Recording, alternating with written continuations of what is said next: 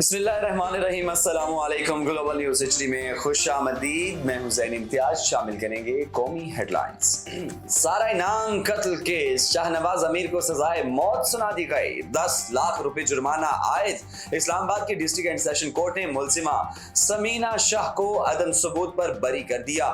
فیصلے میں کہا گیا کہ شاہنواز امیر نے جان بوجھ کر سارہ انعام کو قتل کیا۔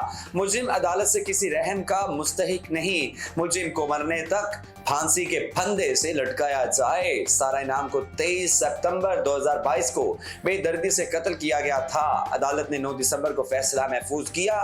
سارہ انعام کے والد کا کہنا ہے کہ ملزم کی ماں نے جرم چھپایا، اسے بھی سزا ملنی چاہیے۔ سمینہ شاہ کی بریت چیلنج کریں گے۔ غزہ میں اسرائیل کا ظلم جاری، صہیونی فورسز کا رفح سمیت مختلف علاقوں میں رہائشی عمارتوں، مساجد اور پناہ گزین کیمپوں پر حملہ۔ 24 گھنٹوں میں 180 فلسطینی شہید ہو گئے، مزید 2 صحافی بھی لقمہ اجل بن گئے۔ شہداء کی مجموعی تعداد 18,700 سے بڑھ گئی۔ کمال عدوان ہسپتال کا محاصرہ، عملے کے 70 افراد کو یرغمال بنا لیا۔ غزہ میں صرف 11 ہسپتال جزوی طور پر فعال ہیں۔ بچوں کی ویکسین ختم ہو چکی۔ بمبوں کی برسات کے بعد طوفانی بارشوں نے فلسطینیوں کی مشکلات مزید بڑھا دی۔ غزہ کی 90% آبادی بے گھر ہو چکی، 70% بے گھر فلسطینی اقوام متحدہ کے سکولز میں پناہ لیے ہوئے ہیں۔ اسرائیلی وزیر اعظم نیتن یاہو کی ڈٹھائی، کہا ہمیں کوئی چیز نہیں روک سکتی، فتح کے حصول تک جنگ جاری رہے گی۔ اس مرحلے پر جنگ بندی حماس کے لیے تحفہ ہوگی۔ امریکہ نے اسرائیل کو غزہ میں شہریوں کی اموات پر اپنی تصویر سے آگاہ کیا۔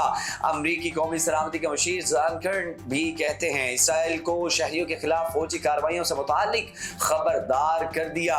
ہمیں تحفظات تھے اور ہم نے ان خدشات کا اظہار کر دیا۔ اس سے پہلے امریکی صدر جو بائیڈن نے کہا تھا غزہ پر اندھا دھند بمباری سے اسرائیل عالمی حمایت کھو رہا ہے۔ کشمیر پاکستان کی شہرگ ہے، کشمیر کے لیے جنگ تھوپی گئی تو 300 بار لڑنے کو تیار ہیں۔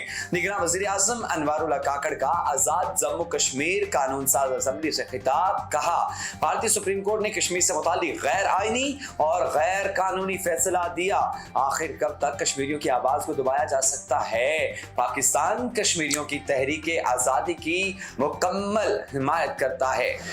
کینیڈین وزیر اعظم جسٹن ٹروڈو نے ایک بار پھر بھارتی دہشت گردی کو بے نقاب کر دیا۔ انٹرویو میں کہا بھارت کو روکنے کے لیے ہردیپ سنگھ کے قتل کا معاملہ عوامی سطح پر اٹھایا۔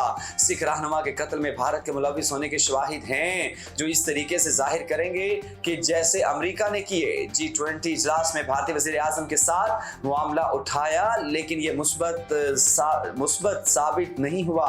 بھارت نے میڈیا میں غلط اور جعلی خبروں کے ذریعے ہمیں کمزور کرنے کی کوشش کی جو کہ مضحکہ خیز ہے۔